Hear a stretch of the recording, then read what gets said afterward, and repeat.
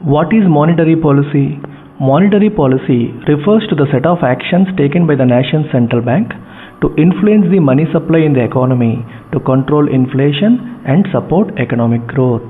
అంటే ఒక ఎకానమీలో ఇన్ఫ్లేషన్ని అదుపు చేయడానికి మరియు ఎకనామిక్ గ్రోత్ని సపోర్ట్ చేయడానికి సిస్టంలో ఉన్న మనీ సప్లైని ఇన్ఫ్లుయెన్స్ చేయడం కోసం ఆ దేశపు సెంట్రల్ బ్యాంక్ తీసుకునే యాక్షన్స్ అన్నీ కూడా మానిటరీ పాలసీ కిందకి వస్తాయి. ఫర్ ఎగ్జాంపుల్, ఒక ఎకానమీలో ఇన్ఫ్లేషన్ ఎక్కువగా ఉంది అనుకోండి, అంటే గుడ్స్ అండ్ సర్వీసెస్ యొక్క ధరలు బాగా పెరుగుతున్నాయి అని.